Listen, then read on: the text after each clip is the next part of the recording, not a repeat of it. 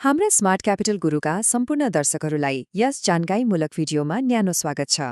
आज बजारमा निकै तातो चर्चामा रहेको कलङ्गा हाइड्रो लिमिटेडको आइपिओको हामी छिरफार गर्दैछौँ।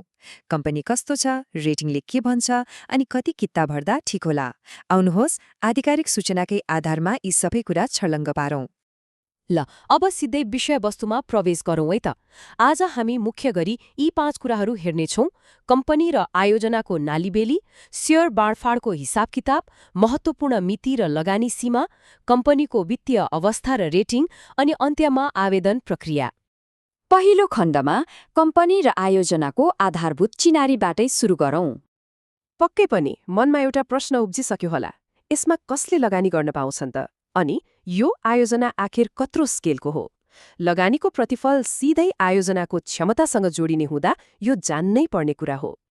स्क्रिनमा देखिएको यो कलङ्गा हाइड्रो लिमिटेडको आधिकारिक आइपिओ सूचना हो। आज हामीले कुरा गर्ने हरेक तथ्याङ्क यही डकुमेन्टबाट लिएको हो, त्यसैले यहाँ प्रस्तुत हुने जानकारी 100% तथ्यपरक हुनेछ। अब यो नम्बरलाई ध्यान दिएर हेरौँ है। 15.33 मेगावाट कलङ्गागढ जलविद्युत आयोजनाको जडित क्षमता यही नै हो। हाम्रो हाइड्रोपावर क्षेत्रलाई हेर्ने हो भने यो एउटा ठिक्कको अर्थात् मध्यम आकारको आयोजना हो। लागत र प्रतिफलको कुरा गर्दा अलि गहिरेर हेर्नुपर्छ। आयोजनाको अनुमानित कुल लागत करिब 3 अर्ब 22 करोड रुपैयाँ पुग्ने देखिन्छ। यसको मतलब 1 मेगावाट बिजुली निकाल्न करिब 21 करोड 2 लाख रुपैयाँ खर्च भइरहेको छ।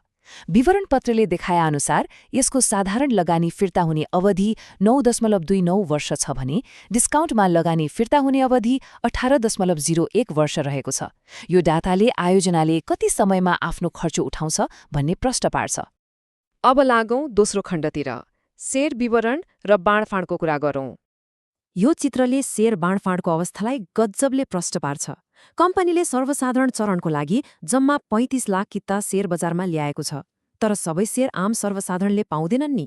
यसमध्ये 3,50,000 किता वैदेशिक रोजगारीमा रहेका नेपाली दाजुभाइ दिदीबहिनीहरूलाई, 1,75,000 किता सामूहिक लगानी कोषलाई र 1,05,000 किता कम्पनीका आफ्नै कर्मचारीहरूलाई छुट्याइएको छ। यो सबै कटाएर बाँकी रहने 28,70,000 किता मात्रै आम सर्वसाधारणको भागमा पर्ने हो। तेस्रो खण्डमा आवेदन दिने महत्त्वपूर्ण मिति र लगानीको सीमा हेरौँ।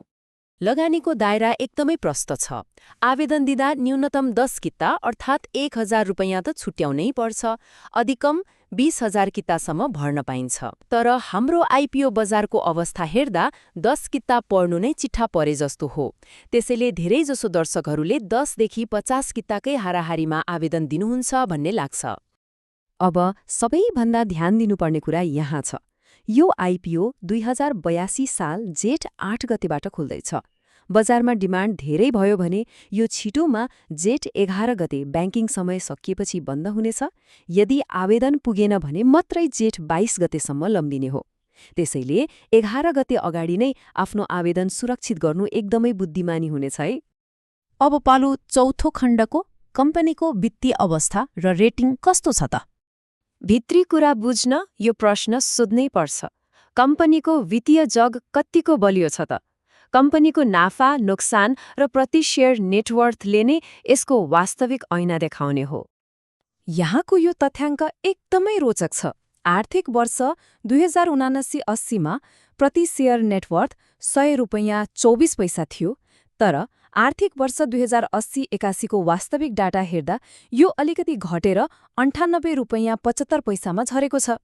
अचम्म नमान्नुहोस्, कम्पनीले आगामी आर्थिक वर्ष 2081-82 मा भने यो बढेर 105 रुपैयाँ 83 पैसा पुग्ने दमदार प्रक्षेपण गरेको छ। कम्पनीको असली अवस्था बुझ्न क्रेडिट रेटिङलाई बिर्सन मिल्दैन। केयर रेटिङ्स नेपालले यसलाई केयर NP+B- इस्युअर रेटिङ दिएको छ। यसको आधिकारिक अर्थ हुन्छ वित्तीय दायित्व समयमै पूरा गर्ने सम्बन्धमा मध्यम जोखिम।